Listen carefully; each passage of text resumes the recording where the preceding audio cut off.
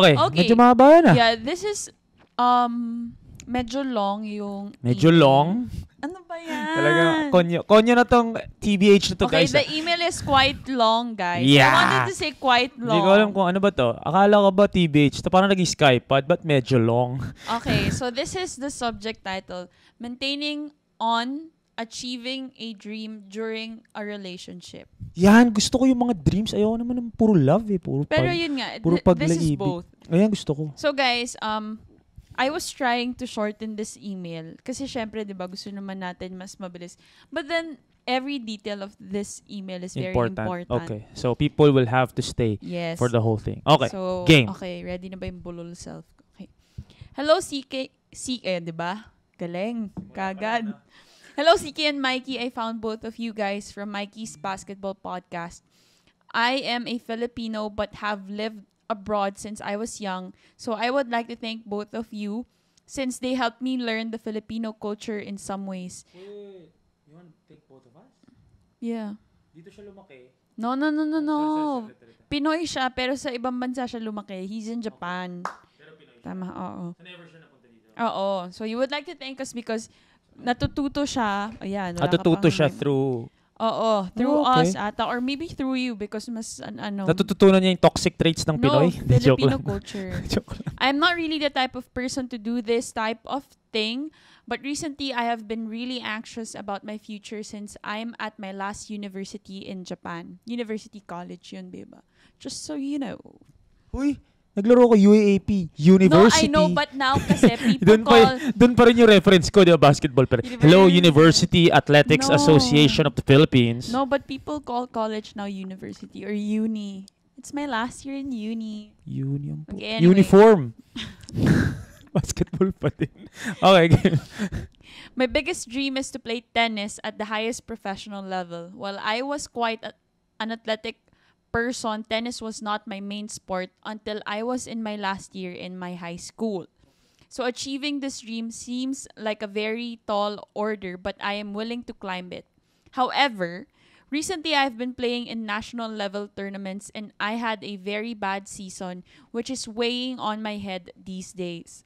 I admit that I am not talented in tennis. It's probably the sport I am least talented in compared to the other sports I have played. But the feeling of giving my all and winning against someone is strong, is what makes me feel alive. I also want to not have any regrets when I get older about not pursuing tennis professionally.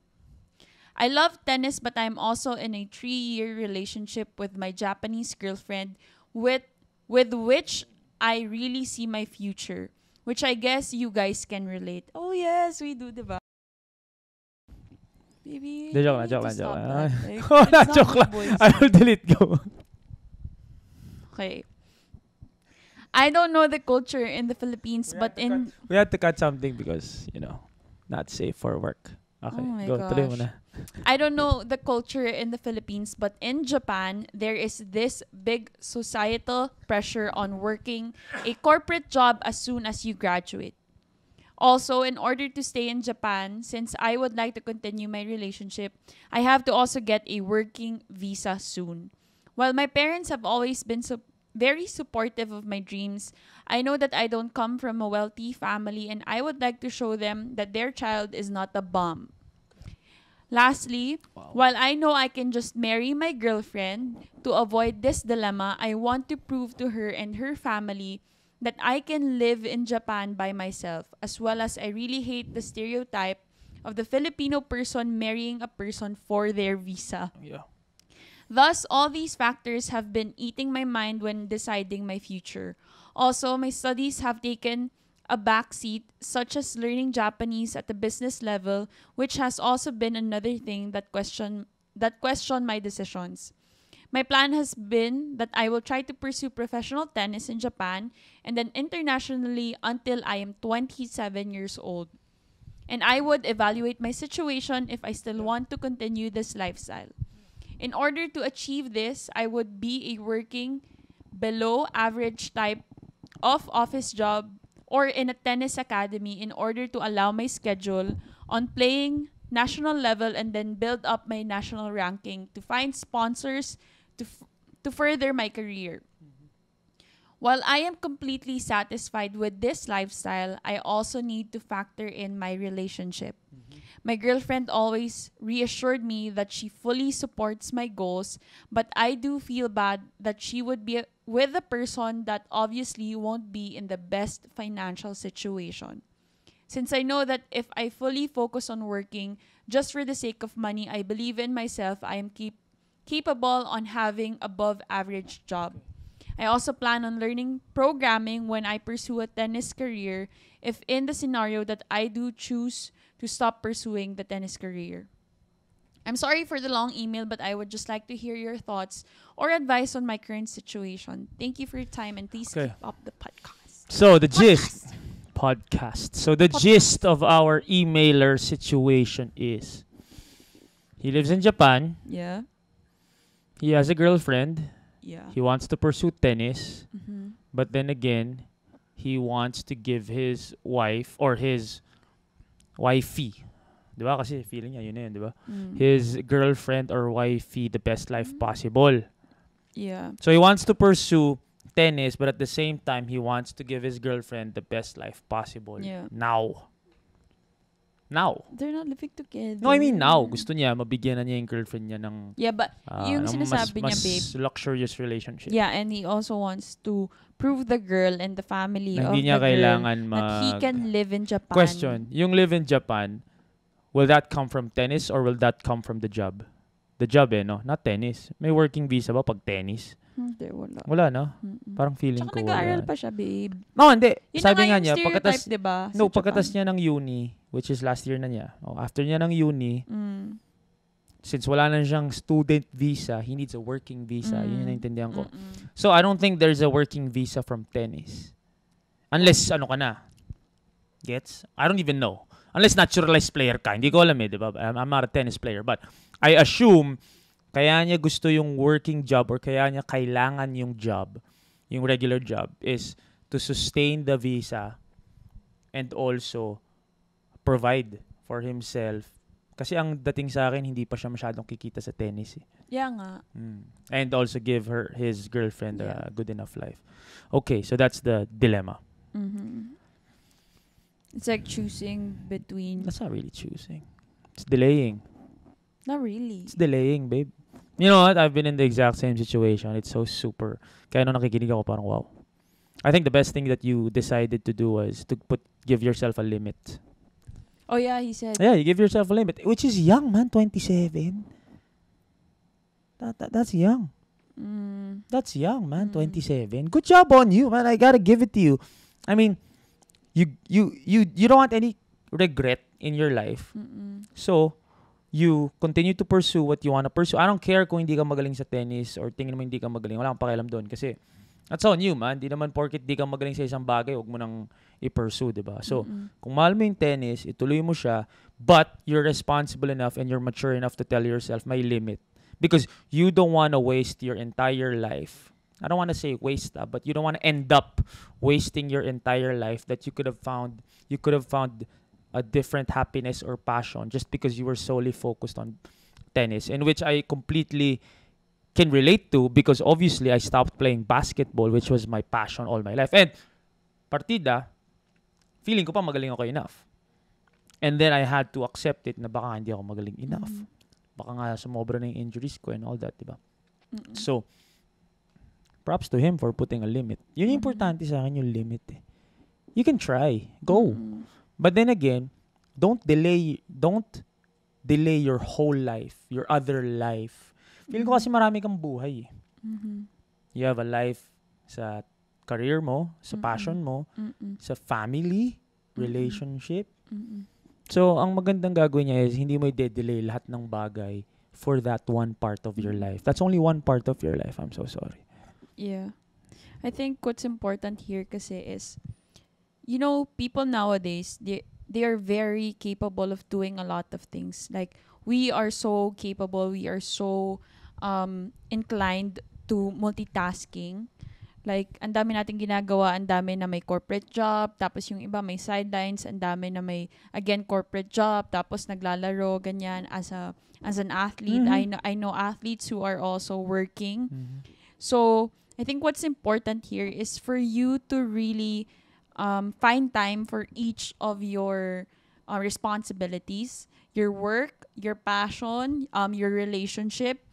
This is something na I think some people may find hard to like do, but you need to balance talaga everything because as you said in your email that your studies medyo hindi siya okay, and then syempre with hindi mo kasi maiiwasan na at some point in your life or like at some point dun sa individual na ginagawa mo, talagang something doon will affect you.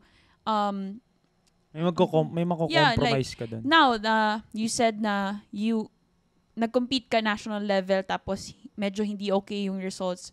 So, nasasad ka. And that will, kumbaga, how can you say it? Nako-compromise yun. Sigurado yun. Yeah, na parang, di ba, it will affect other parts of your life as well. The more you do, the more you risk one of the things that you're currently doing. Yeah. The more you do, the more stuff you do, you're putting these exact same stuff at risk kasi magko-compromise. Like I said sa, I think, first episode, everybody only has 24 hours in a day. Tas may girlfriend ka pa. Let's face it, man. Having a girlfriend I'm not saying it's a distraction. I'm not saying girlfriends are distractions or boyfriends are distractions. But at the end of the day, time. Magbibigay ka pa rin ng oras sa girlfriend mo. At tayo maglokohan or sa boyfriend mo, diba? Now, question na lang dyan is, are you using your time wisely? Does she or he become an inspiration to you? Kasi kung distraction, medyo mako-compromise ka yung ginagawa mo. But then again, I always say this if you're not the best in one thing, marami kang kalaban dyan eh. Marami kang kalaban sa basketball, sa tennis, or kahit anong industry na pinapasukan mo. Pero, kung napagsasabay-sabay mo sila, ikaw lang yun. You're one of one, man. I always say this because I always wanted to be the best basketball player. I'm never going to be the best basketball player. I've always wanted to be the best anchor analyst. Never going to be the best anchor analyst. I've always wanted to be the best content creator, podcaster, host. I'm never going to be the best in all those things. You know why? Because I don't focus on one eh. Yeah. And let's face it, at the end of the day, who am I para biyayaan ako ng Diyos na ikaw ang gagawin kong pinakamagaling na basketball player? Pero hindi naman yun yung full focus ko. Sino ako para pagbigyan ng Diyos? Na kahit hindi yan yung focus, dahil mong ginagawa. Oh. Tapos meron dyan na walang ginawa buong araw kundi mag-basketball. Tapos sasabihin ng Diyos, si Mikey ang pinakamagaling basketball, hindi ito na buong araw binibigay sa basketball. That's kind of unfair, diba? So, hindi ako nagugulat bakit hindi ako yung the best in all these things that I do. It's because I chose to be, kumbaga, focus on, ako lang yung kaya na isabay-sabay lahat to. I'm never gonna be the best in one thing because I don't focus on that solely. Sometimes, I'm not the best boyfriend because sometimes, pagod ako, diba, nanineglect ko si CK. Minsan, nakakalimutan ko mag-update kasi gusto ko magganito, gusto ko magganito. So, may mga bagay talaga na mako-compromise eh. Yeah, I remember hearing this from someone. And, kumbaga, nag-reflect ako when I heard it. They asked, parang podcast Sky podcast ata to. So, I think it was Chris who asked the listeners, do you want to be considered Jack of all trades, master of none? And then I was like, oh nga no, totoo nga pala na you can never be the best in everything that you want to do because hindi ka nagfo-focus sa isa. Hindi nagfo-focus so I was very, my kumbaga yung tingin ko nun kasi, diba, life after college was like, you're going to be the best in this. Kasi yan yung ginagawa mo, yan yung work mo.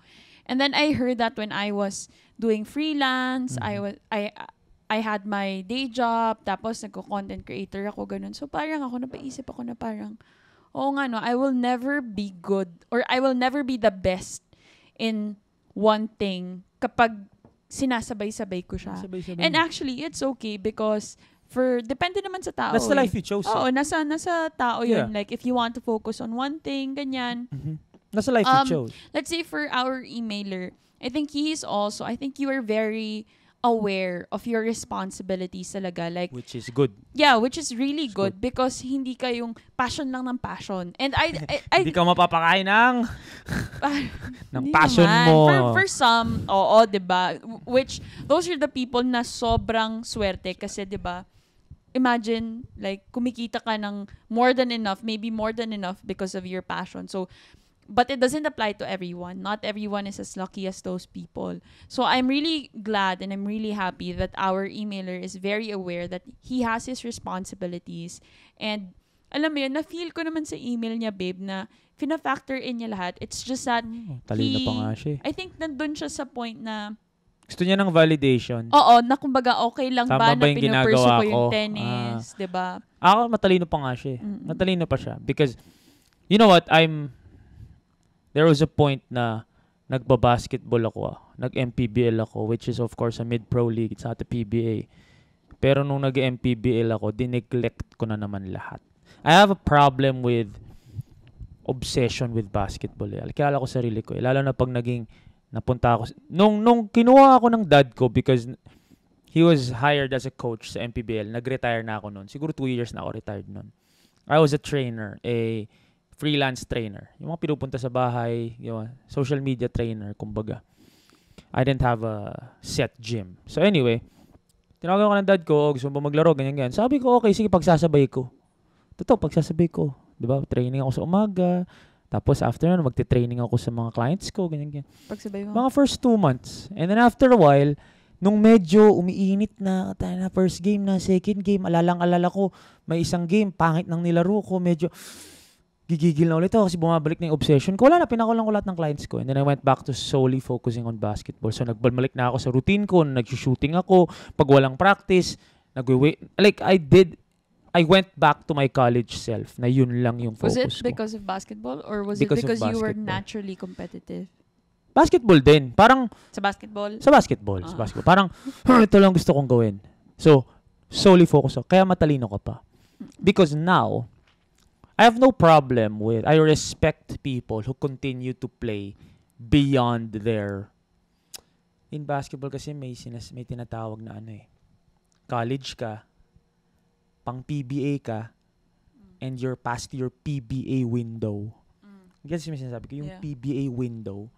When you're past your PBA window, whether be tapos ka na mag-PBA or hindi ka nakapag-PBA or hindi ka na nakasign, when you're past your PBA window and you continue to play, walang problema yun. I respect people who do that. I respect players who do that.